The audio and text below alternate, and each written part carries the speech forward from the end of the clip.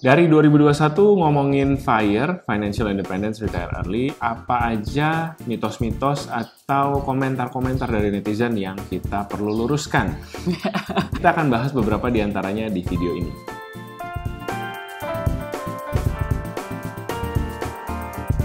Hai guys, welcome back to our channel. Kembali lagi dengan gue Samuel dan ini istri gue Claudia. Kita pasangan suami istri kantoran dalam perjalanan menuju financial independence. Di channel ini kalian akan temukan banyak video-video seputar karir, keuangan, dan adulting. Jadi kalau kalian suka dengan video-video yang ada di sini, feel free untuk subscribe dan nyalain lonceng supaya YouTube bisa kasih tahu kalian setiap kali kita ada upload video baru lagi. Oke, sebelum videonya lanjut, kita mau cerita dulu. Nah, kalian pasti sering kan kirim-kirim barang dan butuh cepat pengirimannya. Mungkin karena kalian nggak sempet atau nggak ada waktu, dan kalau mau kirim sendiri nggak ada waktunya. Mau kirim online mungkin takut tarifnya mahal atau was-was karena takut barangnya nggak aman. Bener nggak? Dengan masalah tarif yang tinggi dan riskan akan driver, kami punya solusi untuk kalian. Kenalin dengan InDriver Courier, fitur terbaru dari InDriver.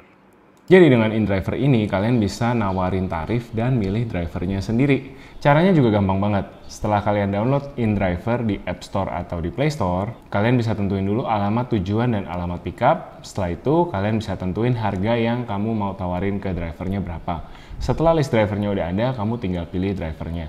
Di InDriver ini, kamu bebas memilih drivernya berdasarkan profilnya driver. Jadi menguntungkan banget kan, kamu nggak perlu repot untuk antar jemput barang dan kamu juga bisa jauh lebih hemat karena bisa nawarin harga kamu sendiri. Dan yang lebih penting, pasti aman. Menarik banget ya? Yuk coba tawarkan ongkos Anda sendiri dengan InDriver. Cepat dan mudah banget. Buat yang baru kenal kita punya goal bebas finansial di usia 35 tahun. Goal ini sudah kami pursue selama kurang lebih 11 tahun. Mulai dari awal kami berkarir, kondisinya kami sama-sama karyawan, sama-sama ngejar promosi, ngejar karir, dan sampai tahun 2020 itu kami tidak punya side business. Ya kalau bisa dibilang YouTube dan Instagram ini side business ya memang sudah ada income yang di-generate dari sini. Tapi selama mayoritas dari kehidupan profesional kami mendapatkan income itu dari ya gaji, sama seperti Gaji mungkin doang. kebanyakan dari teman-teman. Dari gaji ini kami bisa membeli rumah ini, kami bisa beli mobil, kami bisa financing pernikahan kami sendiri. Buat teman-teman yang penasaran tentang perjalanan karir kami, videonya ada di sini. Aku akan taruh linknya di atas, kalian bisa nonton lebih detailnya journey kami FIRE 11 tahun. Nah, jadi tujuan kami bikin channel ini sebenarnya ya membagikan apa yang kami alami dan ingin membagikan message bahwa sebenarnya hal ini bisa dicapai oleh semua karyawan. Tujuan kami ingin membagikan perjalanan kami di sini adalah dengan harapan supaya teman-teman yang menonton bisa terinspirasi dan ikut juga dalam perjalanan FIRE kalian masing-masing gitu, bahwa ini bisa dijalani oleh semua orang. Nah, tapi unfortunately namanya internet ya, ada pro ada kontra gitu ya. Ada juga beberapa mitos-mitos atau disagreement atau suara miring tentang FIRE yang menurut kami cukup menarik gitu sebenarnya, mispersepsi yang kita bisa coba lurusin di video ini. Nah, beberapa di antaranya ada di sini. Yang pertama, mitos seputar FIRE ini adalah FIRE ini gimmicknya Kosem doang. Jadi kalau buat teman-teman yang tahu aku di Instagram dari tahun 2019, itu ya memang ada perubahan konten. Fokus kontennya tadinya awalnya karir, sekarang aku mulai banyak ngomongin keuangan. Nah, jadi apakah ini gimmick? Tentu saja 100% ini bukan gimmick. Karena gaya hidup FIRE ini, gaya hidup frugal living ini sudah kami jalani selama kurang lebih 11 tahun. Kalau gimmick ya nggak selama itu kalian ngejalanin lifestyle-nya gitu. Iya. Cuman memang kami baru tahu namanya frugal living itu kurang lebih ya setahun terakhir. Gitu. Tapi sebenarnya gaya hidup hemat, gaya hidup berinvestasi, memaksimalkan investasi, belajar berinvestasi ini kami sudah tekuni selama 11 tahun kami bekerja. Bahkan dari awal kami terima gaji gitu, kami sudah berpikir gimana caranya kita bisa maksimalin investasi kita. Jadi sebenarnya ini bukan sesuatu yang kita bikin-bikin atau ini bukan sesuatu yang oke, nanti kalau udah selesai FIRE kontennya berubah atau gimana. Ya mungkin akan berubah gitu ya. Tapi basically yang kami ingin share sebenarnya ya perjalanan kita mencapai ini sama-sama dari point of view seorang karyawan biasa bersama istrinya yang juga karyawan biasa juga gitu. Dan ini sesuatu yang kita harapkan teman-teman juga bisa lakukan gitu. Kita percaya teman-teman juga bisa lakukan. Ya mau nambahin sedikit ya, maksudnya tadi kan saya bilang karyawan biasa, terus ada yang komentar, tapi kalian tuh nggak biasa gitu, karena dua-duanya udah manajer, betul, itu kan maksudnya seiring perjalanan karir, tapi maksudnya dimulai itu dengan karyawan biasa, Dan dimulai juga dengan kondisinya itu kita bisa dibilang minus gitu kan, karena sandwich generation, saya sendiri gitu ya, dan dengan kondisi orang tua yang benar-benar udah nggak berpenghasilan, dari saya SMA masih punya adik 2, harus bantu sekolahin adik, harus bantu support orang tua. Jadi ya perjalanan gitu ya, maksudnya kalau dilihat sekarang ya memang betul kami udah bukan karyawan biasa gitu ya, itu puji Tuhan banget gitu kan kalau karir kami naik dengan cukup baik gitu ya, berprogres dengan cukup baik. Tapi itu semua ada prosesnya gitu, prosesnya tadi 11 tahun. Terus juga tadi kalau dibilang gimmick doang untuk konten, nah itu juga sebenarnya enggak gitu, karena ya ini lagi-lagi buat teman-teman yang mungkin udah kenal kami jauh sebelum itu, sebenarnya tujuan utama kami konten itu tidak pernah untuk mencari income gitu, karena ya tadi balik lagi tadi itu puji Tuhan kami sudah cukup, sudah lebih dari cukup gitu ya penghasilan kami dari gaji karyawan gitu, dan sebenarnya tanpa mengerjakan sosial media ini pun kami nggak kekurangan gitu. Jadi justru kami ada privilege gitu untuk sangat pilih-pilih sponsor, sangat pilih-pilih produk apa yang kita mau kerjasama bareng gitu, karena kalau memang udah nggak sesuai dengan value kami, mereka mau bayar pun kami nggak terima gitu. Jauh sebelum kasus Ika itu yang lagi ramai, yang sempat ramai beberapa bulan lalu itu, yang sekarang udah di Barreskrim, udah disita semua ya oleh Barreskrim asetnya, sampai ke keluarga-keluarga pacarnya semuanya kena gitu ya. Jauh sebelum itu kami juga udah banyak yang ngajakin kerjasama gitu ya dari perusahaan sejenis itu gitu. Perusahaan itu pun juga pernah gitu, dan sampai itu sekarang juga masih sekarang pun juga masih, dan itu selalu kami tolak gitu. Ya terima kasih banyak untuk ajakan kerjasamanya, tapi mohon maaf karena nggak sesuai dengan value kami nggak pakai produknya, kami nggak bisa endorse gitu. Jadi ya itu justru privilege kami, karena kami mulai mengonten ini dengan kondisi kami nggak berkekurangan dan sudah ada penghasilan cukup dari gaji. Ya ini benar-benar sebatas side project gitu, sebatas kami ingin sharing pengalaman. Jadi kalau memang misalkan ada yang bisa belajar dan mendapatkan manfaat dari sharing ini, kami udah seneng banget gitu. Ya tentunya sponsor dan lain-lain itu nomor 2 ya. Maksudnya kalau misalkan ada ya puji Tuhan gitu kan, rezeki masih ditolak gitu kan, kalau memang ada sponsor yang pas gitu kan, yang value-nya kita believe in gitu ya, why not gitu. Tapi tujuan utamanya it's never about looking for more money gitu through this social media activity. Nah, mitos yang kedua adalah orang yang sudah FIRE itu hidupnya bebas, seperti Sultan, karena udah bebas finansial, uangnya unlimited. Nah, ini juga sesuatu yang kita sering temukan dan kita harus luruskan, karena konsep bebas finansial ini dipakai juga oleh komunitas-komunitas lain untuk mendeskripsikan lifestyle yang mereka tawarkan. Gitu. Nah, bebas finansial dalam koridor frugal living dan koridor financial independence retire early, FIRE, is never about having no limit. Justru paradoksnya adalah dengan kita hidup frugal, kita membatasi gaya hidup kita, sehingga kita bisa tahu cukupnya kita berapa. Ketika cukupnya tiap bulan udah ketahuan, ngitung angka FIRE-nya berapa itu jadi gampang. Kan ada formula 4% rule, nah teman-teman bisa hitung gitu. Caranya gimana hitungnya, aku juga punya videonya, teman-teman bisa lihat nanti di sini. Jadi semuanya kembali lagi ke lifestyle teman-teman. Seberapa besar uang yang teman-teman butuhkan tiap bulan untuk sustain your lifestyle. Lifestyle ini ya di luar makan sandang pangan papan, ya ada nongki-nongki cantik di kafe, ada jalan-jalan ke mall, ada jalan-jalan ke luar negeri mungkin. Nah, itu lifestyle gitu. Nah, itu semakin besar tentunya semakin besar juga angka yang teman-teman butuhkan untuk bisa bebas finansial. Jadi sebenarnya bukan hidup seperti Sultan, tapi justru hidup mindful, hidup cermat, dan mengerti matematikanya di balik itu semua gitu. Karena FIRE ini lagi-lagi tadi ya kita udah bilang ini bukan gimmick, ini cuma matematika aja gitu, dan semua orang bisa ngitung sebenarnya dia butuh uang berapa untuk bebas finansial. Itu formulanya gampang sekali, dan kita bisa justru semakin kita tidak bertanggung jawab dengan hidup kita, semakin kita bebas gitu, ya udah losin aja, mau beli apa ya bebas gitu ya, tentu semakin sulit kita mencapai bebas finansial karena kita jadi semakin tinggi pengeluarannya, atau ya semakin blur juga, nggak tahu sebenarnya saya habisin berapa tiap bulan gitu. Itu akan menyulitkan kita ke depannya. Jadi basically asal kita tahu, tadi kuncinya tuh asal kita tahu pengeluaran bulanan kita berapa dan kita mau komit, itu ya udah Dan kita tahu angka FIRE berapa, tinggal PR-nya itu ya bagaimana kita sekarang nabung sebanyak-banyaknya, memperbesar income sebaik-baiknya gitu ya. Basically rumusnya FIRE pengeluaran bulanan kali 300, udah itu aja gitu. Jadi misalkan kalau kamu yakin kamu bisa hidup 5 juta per bulan for the rest of your life, then your number is 1,5 M gitu. Kalau kamu udah bisa nabung sampai 1,5 M, ya berarti congratulations, kamu udah FIRE.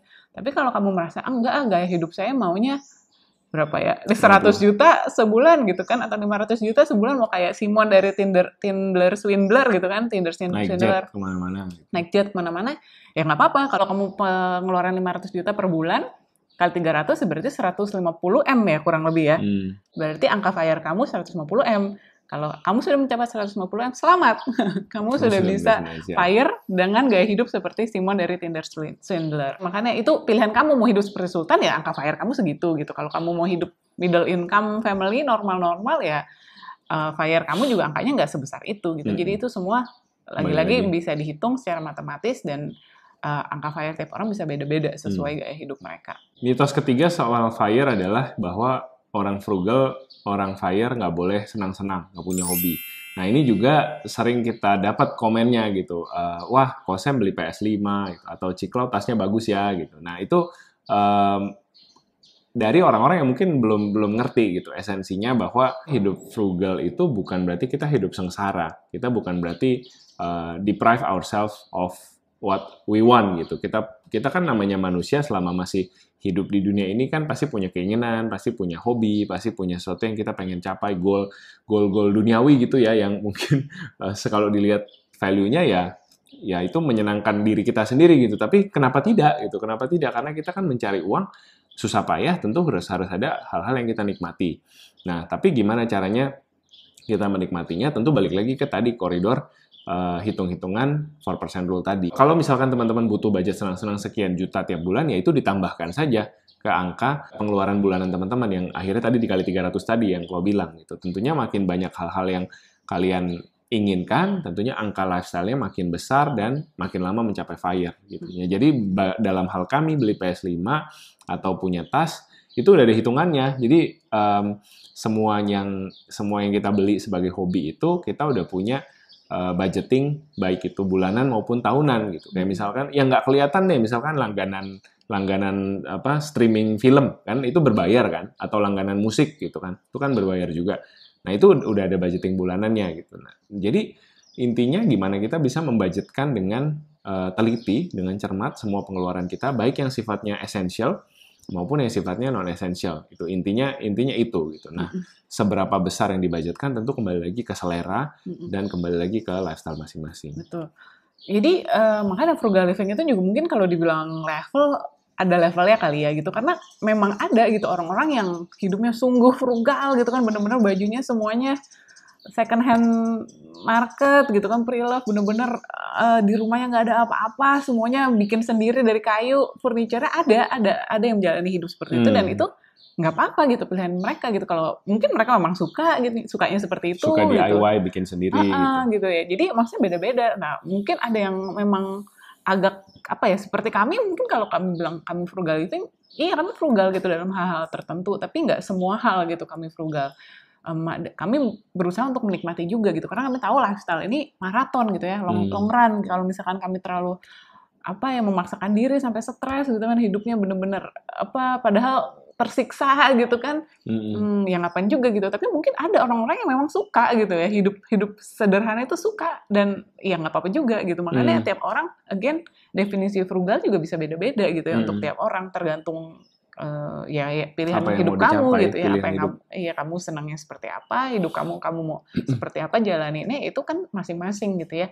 Yang penting kita lihat dulu ke dalam gitu, sebenarnya apa sih yang kita mau di dalam hidup ini gitu, apa sih yang bikin saya happy, ya baru kita bisa menentukan gitu ya, gaya hidupnya mau kayak gimana, terus saya bahkan mau hidup FIRE atau enggak gitu. Karena mungkin memang betul frugal living nggak untuk semua orang, dan FIRE itu nggak untuk semua orang. Dan juga untuk soal savings rate ya, kita sering share bahwa savings rate kita di atas 50% rata-rata tiap bulan. Itu juga buat kami itu bertahap. Gitu. Tidak dari awal kami berkarir, kami langsung bisa 50%. Itu bertahap, prosesnya melewati proses bertahun-tahun. Jadi buat teman-teman yang kepingin juga hidup frugal dan merasa saat ini belum bisa 50%, baru bisa 10%, ya nggak apa-apa gitu. Itu adalah journey teman-teman dalam mencapai bebas finansial tadi. Seiring berjalannya waktu, tentu kita earning power-nya semakin tinggi dan savings rate kita juga kita bisa tingkatin. Jadi nggak apa-apa, baik dari sisi senang-senang tadi hobinya maupun seberapa besar yang teman-teman bisa save, itu semua progres sih, semuanya bertahap dan itu butuh waktu. Which ada hubungannya dengan mitos keempat. Jadi kita juga sering dapat komen gitu ya. Gua memang susah nih, gua memang harus frugal karena gua duitnya sedikit gitu. Kodrat living. Kodrat living. Kalau frugal living itu orang kaya tapi berusaha hidup hemat. Kalau gua orang miskin memang harus hidupnya susah gitu karena ini kodrat gue gitu. Katanya ini kodrat living. Nah, sebenarnya iya betul, kalau kita uangnya banyak akan membantu kita untuk lebih cepat bebas finansial. Itu betul ya, namanya menabung 50% dari gaji 5 juta dengan gaji 50 juta misalkan, tentu lebih mudah yang gajinya 50 juta. Tapi nggak juga gitu. Kalau kita gajinya 50 juta tapi lifestyle kita bengkak gitu ya, kita masukin karena pengeluaran tuh pasti ada terus gitu, yang namanya uang sekolah lah, servis mobil lah, renovasi rumah segala macam. Kalau kita nggak pilah-pilah seberapa besar gaji kita, sebenarnya pun kita punya pengeluaran yang besar juga gitu. Jadi balik lagi, uang membantu untuk mempercepat gitu ya. Tapi juga buat teman-teman yang uangnya nggak banyak, nggak apa-apa. Jadi buat teman-teman yang uangnya belum banyak saat ini gitu ya, maksudnya penghasilan bulanannya masih bisa ditingkatin dan merasa belum bisa mencapai bebas finansial gitu. Ya nggak apa-apa, karena tidak semua orang harus bebas finansial di usia 35. Kami bebas finansial di usia 35 ini pilihan kami, tapi buat teman-teman yang misalkan targetnya ternyata setelah hitung-hitung umur 40 atau umur 50 bahkan, atau ya pensiun selayaknya orang pensiun, ya nggak apa-apa gitu. Balik lagi, tidak semua orang harus retire early tadi. Gitu. FIRE kan ada sisi financial independence, ada sisi retire early-nya. Retire early-nya optional gitu. Kalau memang teman-teman ingin mencapai bebas finansial, dan bebas finansialnya kalau dari hitung-hitungannya sekarang baru bisa kecapai usia 40, atau ya aku nggak bisa sih bebas finansial lebih cepat, tapi pokoknya kalau aku nabung terus aku bisa mencapai. Nah sebenarnya nggak apa-apa gitu. Jadi sebenarnya nggak harus uangnya banyak dan harus geber kejar finansial secepat-cepatnya. Nah dengan teman-teman nanti stres atau mengorbankan yang lain-lain gitu. Nah balik lagi, ini tuh semua bisa disetel teman-teman, karena nih ya numbers gitu kan. Kalau kalian gajinya besar, mungkin butuh waktu lebih sedikit untuk mengumpulkan uangnya. Kalau dibalik, kalau bisa mengatur gaya hidup. Kalau gajinya kecil dan mengatur gaya hidup, mungkin butuh waktu lebih lama. Gitu. Jadi sebenarnya tinggal disetel aja gitu. Mau dicepetin waktunya, ya uangnya yang dicari lebih banyak. Kalau mau lebih santai, ya bisa uangnya lebih sedikit-sedikit, tapi ya waktunya butuhnya lebih panjang. Iya, karena kami berdua pun juga sama. Iya, tadi itu ya, maksudnya kami mulai juga dengan gaji UMR kok gitu. Dan yang ditabung kalau bisa sebulan 10% aja waktu itu udah bagus banget. 10% dari gaji UMR ya gitu. Maksudnya makanya jangan samakan dengan kondisi sekarang. Waktu dua-duanya udah jadi manajer dan bisa nabung lebih dari 50% gitu. Jadi berproses lah ya, semuanya nggak ada yang instan gitu untuk kami berdua juga. Jadi pelan-pelan. Yang penting gini loh, yang penting kita mulai dari mindset-nya dulu, bahwa saya mindset-nya itu saya bisa hidup berkecukupan, hidup cukup, hidup selalu bersyukur. Itu kan juga mindset-nya susah gitu ya kalau misalkan mau mulainya belakangan gitu. Itu justru mesti dimulai dari saya waktu masih hidup pas-pasan gitu, bahwa saya bisa enjoy loh dengan hidup pas-pasan seperti ini. Nanti kalau misalkan Tuhan kasih rezeki lebih, ya oke lah, sekali-sekali saya nikmatin hal-hal yang lebih enak, makan di luar, jalan-jalan dan sebagainya. Tapi ya udah, itu kayak bonus aja gitu. Tapi dengan hidup pas-pasan saya pun juga sudah merasa cukup dan bahagia. Nah itu sebenarnya mindset yang kita mau latih gitu. Karena kalau kejar uang mau berapapun bisa jadi nggak cukup gitu ya. Dan kalau kamu punya uang banyak dan semuanya dibelanjain, in the end yang kamu punya itu jadi barang kamu yang banyak gitu, bukan uangnya gitu. Jadi hati-hati gitu ya. Uang banyak itu kalau kamu belanjain semua itu jadi barang loh. Barang itu depresiasi lo jadi 0 gitu. Tapi kalau uang itu kamu investasikan ada compounding interest gitu ya. Ya itu nanti cerita lain lagi lah. Anyway, compounding interest makin lama makin besar gitu. Jadi biarkan uang kamu yang bekerja untuk kamu gitu. Jadi ya mulai aja dari walaupun kamu baru UMR, walaupun baru bisa nabung 100.000, 200.000 setiap bulan ya mulai aja. Itu karena mulai habit, mulai mindsetnya itu justru harus sedini mungkin gitu, nggak bisa mendadak. Ya, dan ini lagi-lagi bukan gimmick, karena ini bisa dipraktekin di hidup kalian masing-masing. Dan kalau kalian nabung, ya Kosem dan Ciklau tidak diuntungkan, karena kan nabungnya nggak ke kita bukan buka bank atau gimana. Kita nggak buka kelas, nggak minta persenan. Silahkan, kalian menabung ini untuk, bukan tak lain tak bukan ya untuk kalian sendiri, untuk kalian masing-masing gitu. Dan aku juga mau nambahin, kita hidup harus optimis teman-teman. Ada banyak juga yang bilang di komen, sayang gajinya, gue mau nikmati sekarang, nanti yang enak ahli waris gue dong gitu. Kalau gue mati cepat gitu, maksudnya sayang sekali gitu. Pandangan hidup yang pesimis seperti itu, ayo dibuang jauh-jauh. Gitu. Kita semua ada di dunia yang lebih baik saat ini. Kalau teman-teman lihat ekspektasi hidup di negara-negara berkembang maupun negara maju itu tiap tahun makin naik. Umur kita makin panjang sebagai manusia. Kalau mungkin orang zaman dulu, zaman perang gitu ya, umurnya pendek-pendek, usia 40, 50 mungkin udah sakit-sakitan. Sekarang banyak orang hidup up to their 70s, 80s gitu. Kalau kita lihat di negara yang maju, bahkan di Jepang itu juga ada yang sampai 100 tahun lebih gitu hidup. Jadi ayo optimis yuk gitu. Optimis bahwa umur kita akan panjang, keuangan kita akan makin baik, dan kalau kita atur dengan bijak dari sekarang itu ya yang nikmati bukan orang lain, bukan dinikmati sama bank atau siapa ya, kita juga gitu. Itu tetap uang kita gitu. Jadi yuk kita kelola baik-baik dan bisa pilah-pilah mana yang harus kita nikmati sekarang dan mana yang harus kita siapin buat masa depan. Ya, karena menarik ya, kalau misalkan dia pandangannya optimis, kalau misalkan saya mati besok, gimana yang nikmati? Ahli waris dong. Ya dibalik dong, kalau kamu nanti hidupnya panjang, terus kamu nggak punya uang gimana? Kamu nyusahin orang dong gitu kan. Kita hidup kan harus jadi berkat gitu kan. Betul. Yang pertama kita harus bisa mandiri, nggak nyusahin orang lain. Yang kedua kita jadi saluran berkat. Itu kalau misalkan kamu mati muda terus uangnya banyak, gimana ya nggak apa-apa gitu. Kamu jadi berkat buat banyak orang gitu. Emang kamu rugi gitu kan? Ruginya apa gitu kan? Enggak juga gitu kan. Itu kan upah di surga juga gitu. Jadi yang paling parah adalah kalau kamu nggak bertanggung jawab sekarang, kamu hidup panjang bakalan nyusahin orang. Nah itu yang paling fatal sebenarnya ya. Nah ngomong-ngomong soal nyusahin orang, mitos kelima adalah orang yang udah frugal itu jadi tidak berkontribusi sama ekonomi gitu. Jadi member of society yang tidak produktif karena sudah tidak menghasilkan lagi. Nah ini juga mitos sebenarnya, karena betul kita secara fisik tidak bekerja mungkin, atau mungkin secara labor kita tidak lagi sebanyak orang yang kerja 9 to 6 di workforce gitu ya. Tapi yang kerja sekarang siapa? Yang kerja uang kita. Yang kerja uang kita yang kita sudah investasikan di tempat-tempat di mana uang tersebut bisa bekerja dengan optimal. Kami saat ini memiliki perusahaan-perusahaan besar di Indonesia, meskipun seperti ini bentuknya ya, bikin YouTube dari rumah, tapi kami bos loh teman-teman. Banyak perusahaan-perusahaan besar di Indonesia dan di Amerika Serikat yang kami miliki. Lewat apa? Kok bisa punya perusahaan? Ya lewat beli sahamnya. Nah, ketika kita beli sahamnya, berarti kan kita meminta bahwa orang-orang yang jadi karyawan kita di situ tuh, di Sudirman itu yang pada keren-keren pakai dasi, itu jadi karyawan kita semua, terus kerjalah yang baik dan benar. Kerjalah yang baik dan benar supaya apa? Supaya keuntungan perusahaan besar dan supaya aku dapat dividen gitu. Aku dapat keuntungan dari apresiasi harga saham juga. Jadi itu juga sebenarnya bekerja.